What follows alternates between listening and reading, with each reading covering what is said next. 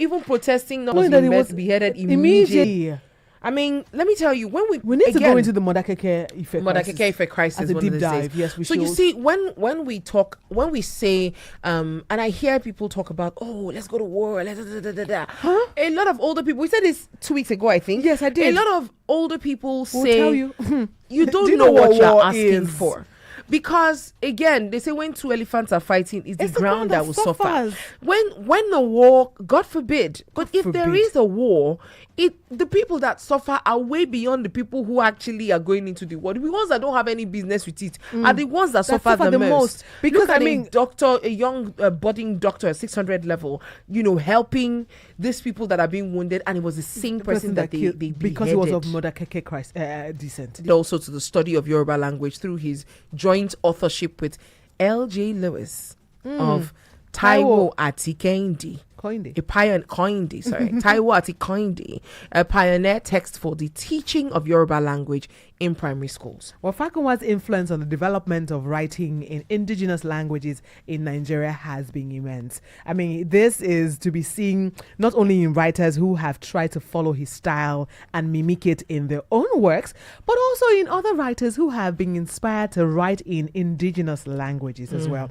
Thanks to Fagunwa, a pioneering example, the development of Yoruba language at all levels has benefited from his original efforts. I mean, we've talked about some of the books that he wrote.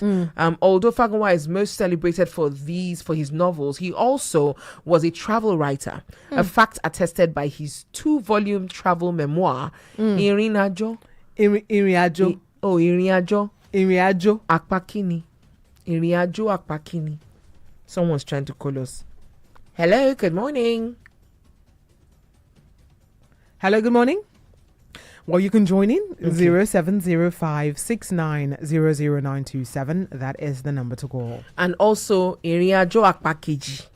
So the first one is two. Yes, for 1949. The second was 1951. He contributed and wrote the introduction to a collection of short stories entitled Asanyaitan. Selected stories with E.L. Lasebikan, who he co-authored a short story Ojo Asatan and Iwekini Ojo. The story. No, it's not Ojo. It's Ojo. The storyteller. Book one. Hello, good morning. Hello, good morning. Well, you can also call the number 0802 502 7711.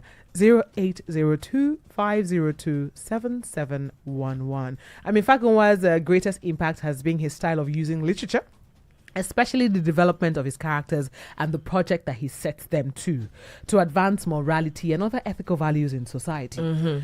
People are called upon to follow the example of the heroes of his novels in their commitment to progress, improvement of their societies, and the use of reason in solving human problems. All attributes given by God to humans to praise him and manifest his munificence. I mean, even though he was from the traditional descent, they accepted Christianity in their family in the 1910s and 1920s, or between the 1910s and 1920s. And his name changed from Orowole to Olorunfemi. That means God loves me. We can't even forget his nationalism, cultural and politically as well. He was designed to refute the racist denigration of black genius and achievement. Fagunwa's continuing relevance is to be found in the fact that the Nigerian and wider global African world are still confronted by all the challenges addressed in his novels and can use a lot of resolutions canvassed by him through his many original characters. And on that note, someone's trying to call us again. Hello, good morning.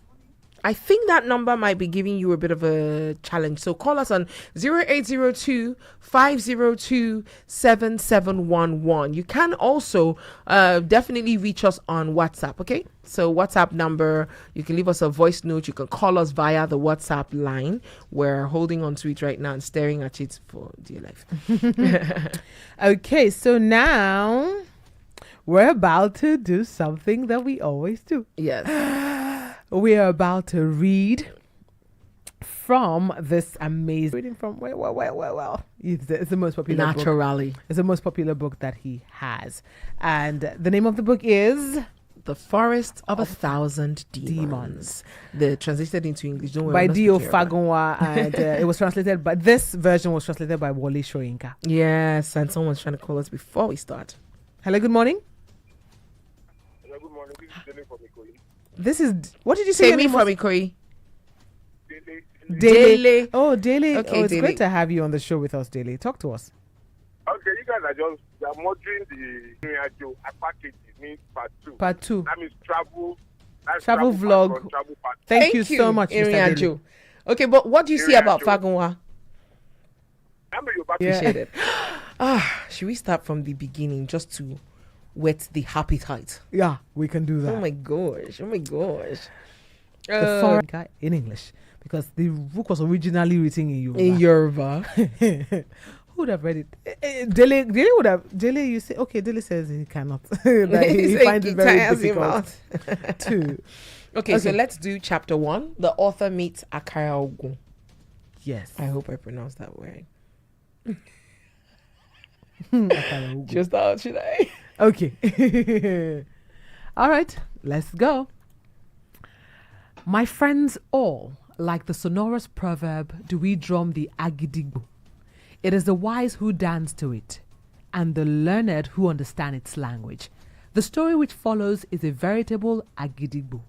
It is I who will drum it, and you, the wise heads, who will interpret it. Our elders have a favorite proverb. Are you not dying to ask me how it goes? They tell it thus. When our masquerade dances well, our heads swell and do a spin. Forgive my forwardness. It is a proverb which speaks.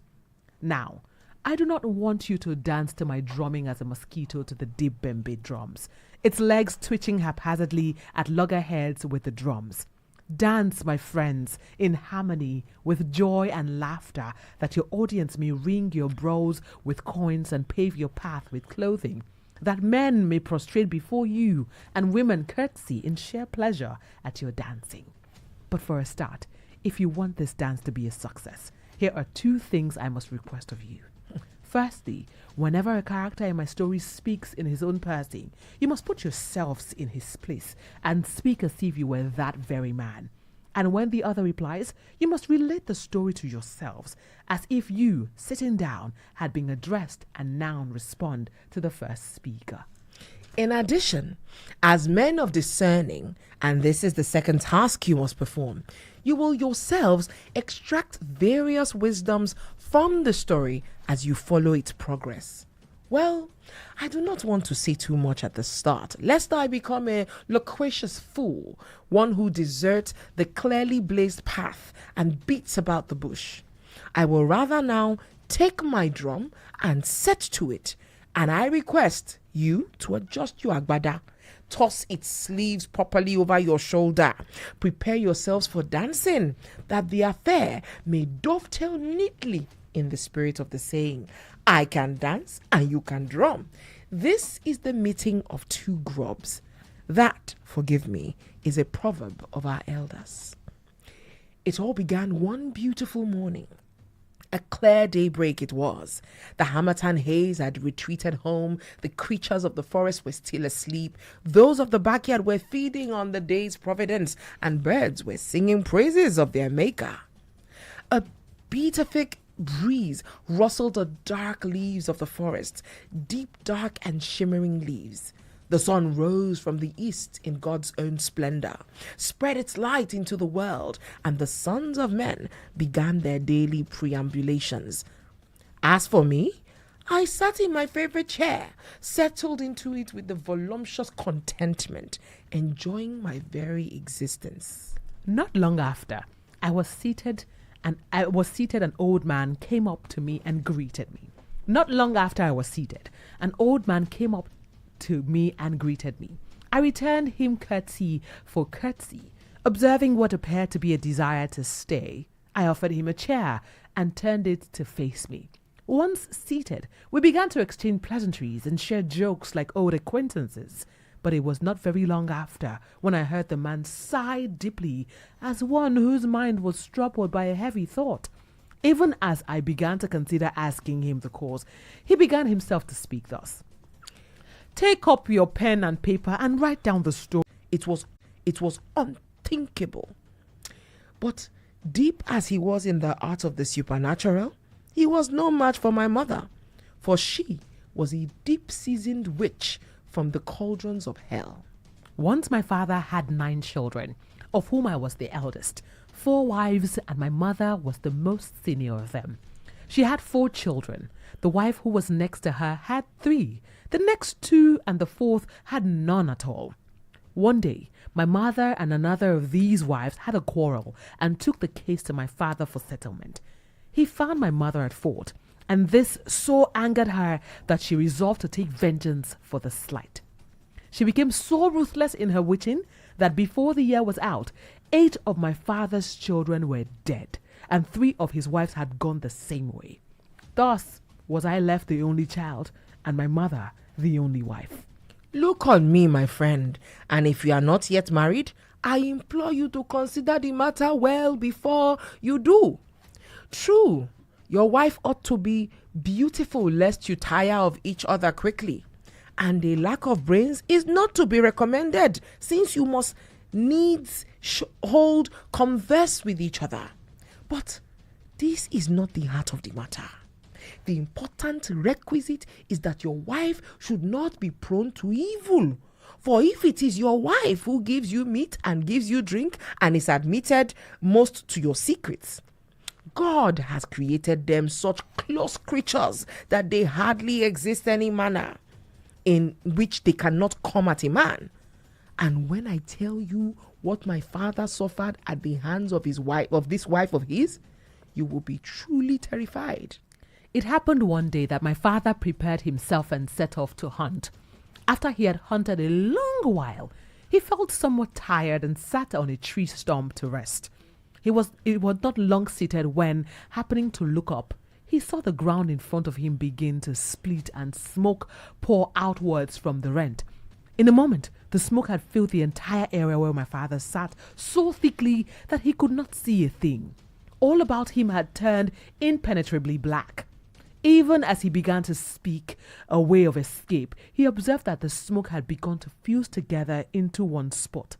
And before he could so much as blink, it fused completely, and a stocky being emerged, sword in hand, and came towards my father. My father took to his heels instantly, but the man called on him to stop and began to address him thus. Can you not see that I am not of the human race? I arrived even today from the vault of the heavens, and it was on your account that I am come hither. My purpose being to kill you. Run where you will this day. Kill you I most resolutely will. When he had spoken thus, my father was truly afraid, but even so he steeled his heart like a man and said, Truly, as I observe you, I know you are not of this world, and I see also that the sword in your hand spells mortal danger for me.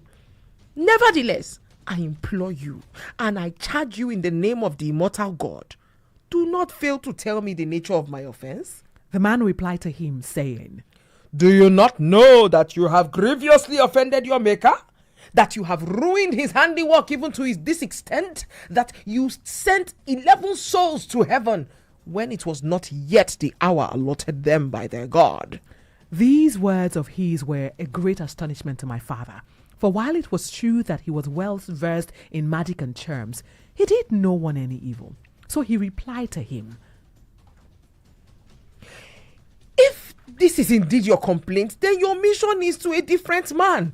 It certainly is not I. Since the day I was born, I have never harmed anyone.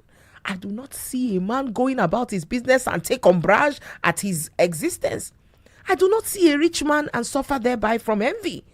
When I see a man at his dinner, I continue on my way. I have never inflicted wounds on any man. I have not shot a man down in my life. So how can you claim my life and for a crime which I am innocent? He waited for my father to finish his speech, and then he replied, True. You have not with your own hand killed anyone, but you have been responsible for the suffering of poor innocents. With your eyes wide open to what you did, you married a deep-dyed witch for the mere beauty of her body. Is that an act of goodness? Does the blood of your many wives not call out to you? Does the crime against your 8 children not hang around your neck? And despite all of this, do you have the gall to tell me that you have never been guilty of evil? Indeed, there is no remedy. Kill you, I must. Only then did my father call to mind the kind of woman he had taken to wife. And so he replied to him, Truly, I see now that I have sinned. I have a wife whom I cannot control. I strut like a husband merely in name. What I should have done, I have left undone. The path I should have trodden, I have neglected. The creature who deserved to die at my hand, I have indulged with praises. Ah! Stranger from the dome of heaven, forgive me. When he heard this, the man forgave my father and desisted from killing him. But he warned him that he must, the moment he returned home, put my mother to death. So saying, he turned into the forest and continued his travels that way. When he had gone, my father took up his gun and returned home. And it so happened that the path he took led him past a field of okra on the way to the town. It was evening when he came there. The moon was already up, and coming up to the field, he looked over to the other side and observed someone approaching from that direction. Quickly, he climbed up a tree, waiting to see what this person was about. The figure came on swerving until it vanished into a large anthill. Shortly afterwards, an antelope emerged from this anthill, entered the field and began to feed on the okra. My father brought his gun to bear on the creature and drove furnaces into its skull. The gun had no sooner roared than there came from the antelope a human cry and the words, "Ah, woe is me." That night, my father slept in a little hut by the field. When daylight broke, he went to the spot where the antelope was shot, but he found nothing there, only blood. He began to follow the trail of blood, and it was with increasing astonishment that he found that the trail led homewards. He followed it until he arrived right home.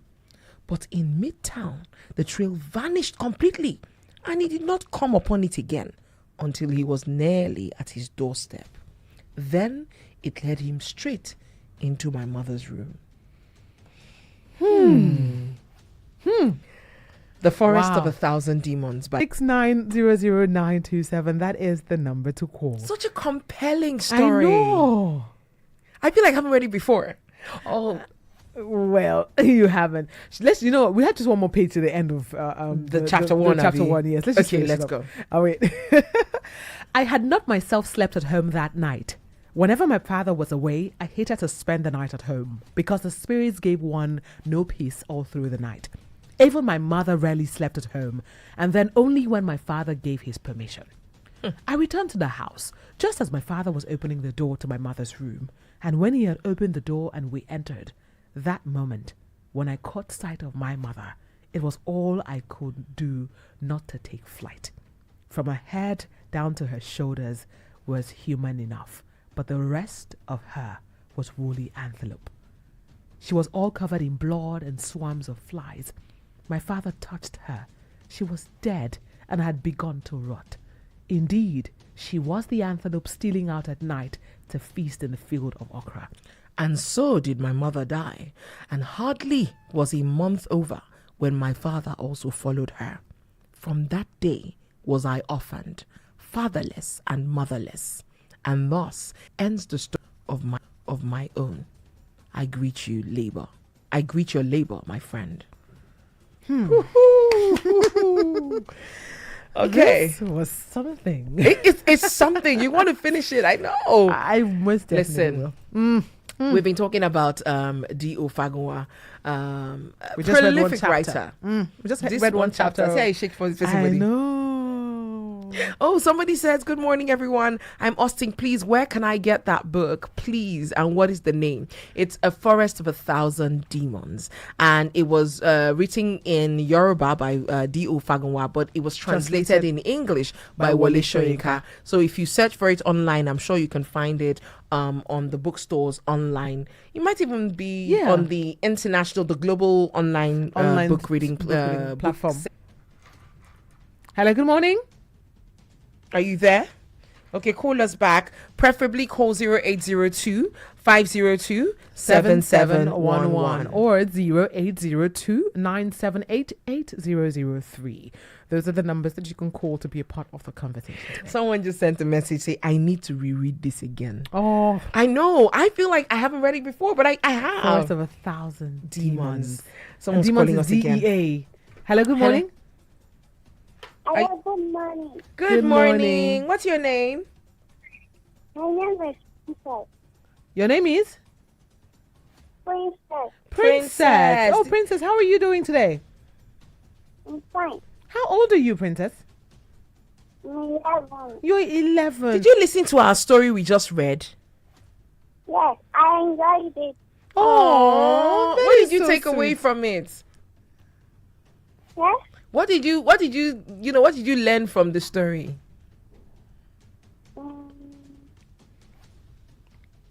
It's okay. It's fine. Things Okay. that it's good to say the truth. It's good to say the truth. That's what saved the man. You are so right, my princess. That's what saved the man. Yes. Says, I didn't know that my wife was a witch. I allowed her. Yes. I allowed Thank her. you Thank so you, much for Princess. calling, princess. Oh, my princess. Well Thank you. I love your done. voice too. Bye. Oh my God. Such amazing. Oh, that's such amazing. That's so amazing. I know. Such an amazing kid. We gotta go.